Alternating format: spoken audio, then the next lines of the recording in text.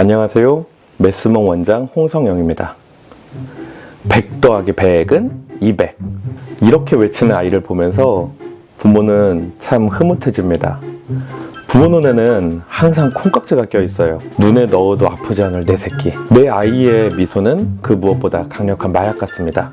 그래서 내 아이는 그 무엇을 해도 예쁘죠. 그렇다 보니 내 아이를 객관적으로 평가하기 어려워집니다. 그래서 굉장하게도 굉장히 예민해지죠. 지나친 과대평가를 하기도 합니다. 그래서 100 더하기 100은 200을 외치는 아이를 보고 와, 난 가르친 적도 없는데 얘가 3자리 덧셈을 하네? 이렇게 생각을 합니다. 혹시 천재인가? 와, 그리고 행복한 상상에 빠지는 거죠. 이러다 얘 전교 1등 하는 거 아니야? 서울대 보낼까? 의대 보낼까? 상상은 자유니까요. 비관적인 생각보다는 훨씬 좋은 것 같습니다. 그런데 말이죠, 이런 기대감을 현실로 만들기 위한 시도가 시작되면서 비극이 시작됩니다. 지난번에 이야기했던 것처럼 부모는 죄인입니다. 그래서 내 아이를 위해 모든 것을 희생합니다. 부모는 죄값을 치르기 위해서 수많은 노력을 하죠. 그 노력 중 한 가지가 바로 아이의 교육입니다. 너의 미래를 위해 내가 할 수 있는 모든 것을 바치겠다. 이 생각이 가장 강하신 분들이 대치동에 모이게 되고요. 의지의 강함과 대치동부터 거주지까지 거리가 정비례 관계를 이루게 됩니다. 그리고 정보를 모으죠. 요즘 이 학원이 핫하다던데? 누구 선생님이 수업 진짜 잘한다는데 팀 한번 짜봐야겠네? 신경이 온통 교육 정보를 모으는데 집중됩니다. 그리고 이렇게 뜨거운 마음에 불을 지피는 사람이 등장합니다. 첫 번째 사람은 요즘 핫하다는 학원의 원장과 상담실장이에요. 그리고 두 번째 사람은 요즘 공부 좀 한다는 아이의 엄마입니다. 그 뒤의 이야기는 상상이 되실 겁니다. 내 아이가 뒤처지지 않기 위해서, 그리고 내 꿈을 현실로 만들기 위해서 달리기가 시작되는 거죠. 지금 부모 세대들이 학창시절이었던 80년대, 90년대, 그때 이런 말이 있었습니다. 3당 4락. 기억하시죠? 3시간 자면 붙고 4시간 자면 떨어진다. 콩나물 시루 같은 교실에 에어컨도 없이 선풍기 2대에 의존해서 공부하던 60명의 학생들, 그 학생들이 지금 학부모가 되어 있습니다. 지금 부모 세대들에게 공부란 그런 거였어요. 공부? 그냥 닥치는 대로 열심히 하는 거지. 제가 기억나는 정말 무식한 친구가 있는데요. 이 친구는 SS 영어사전을 1페이지부터 한 장씩 외웠던 친구입니다. 그 사전에 수록된 단어가 98,000단어였던 것 같은데 그렇게 무식하게 공부를 했죠. 그런데 그런 시대를 살아왔던 부모들이 지금 초등교육을 보면 정말 기가 막힙니다. 일단 교과서가 올 컬러인 것부터 정말 신세계예요. 온갖 신기한 기기들이 있고요. 그리고 놀라운 교재들이 있습니다. 그리고 듣도 보도 못했던 그런 커리큘럼들이 수두룩하죠. 문교부 교과서만 달달 외웠던 부모들은 와, 이거 뭐가 뭔지 하나도 모를 그런 지경에 이르게 됩니다. 이때 등장하는 사람들이 아까 그분들이에요. 누구 엄마 거기 학원 가봤어?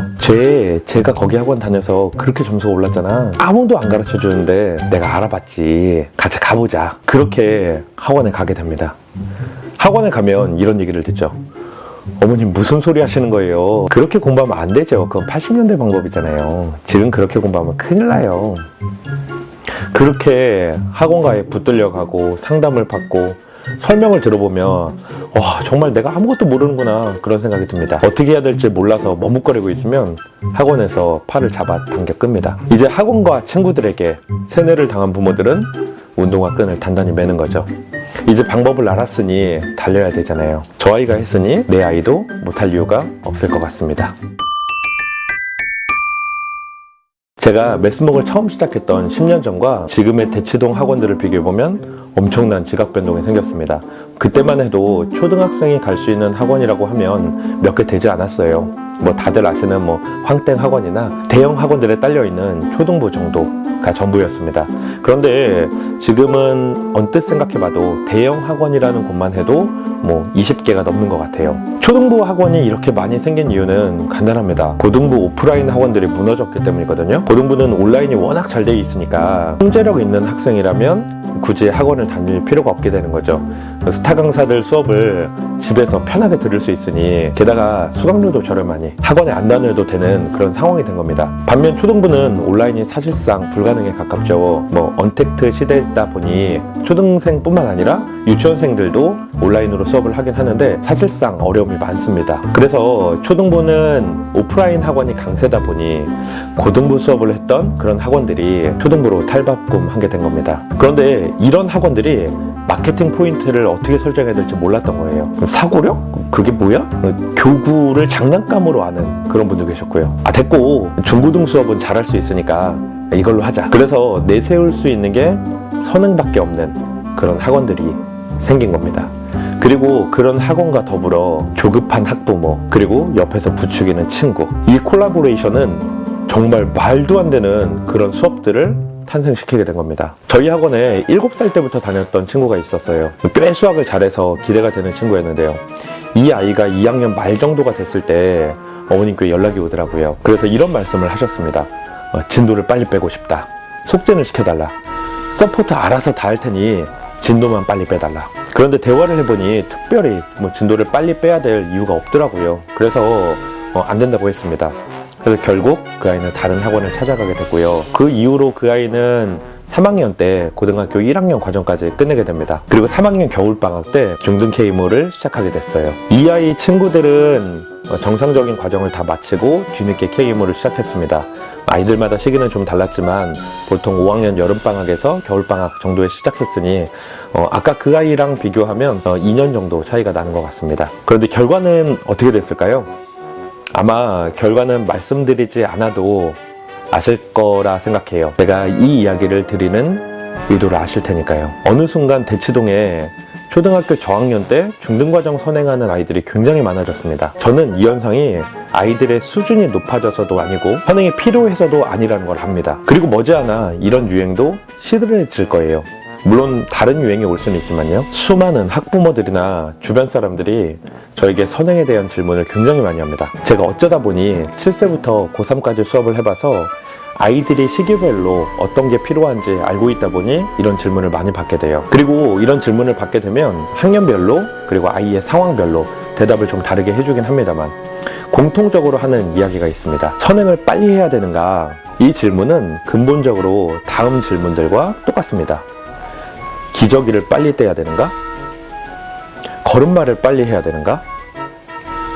기저귀를 빨리 떼면 좋은가? 근데 기저귀 들고 다니지 않아도 되니 좋은 점도 있을 것 같습니다. 그럼 걸음마를 빨리 하면 운동신경이 좋은 걸까요? 그래서 운동선수로 키울 수 있을까요? 말을 빨리 하게 되면 언어 능력이 좋다고 할 수 있을까요? 선행을 빨리 하면 수학을 잘한다고 할 수 있을까요? 물론 아이들의 키와 몸무게를 학년에 맞춰서 키울 수는 없는 것처럼 아이들마다 학습력 또한 일정할 수 없습니다.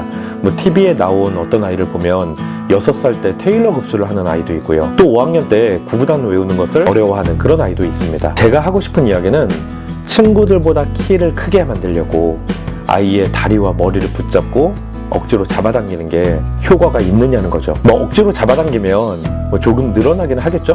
그런데 그것 때문에 생기는 역효과를, 후유증을 왜 생각하지 않으시는 거죠?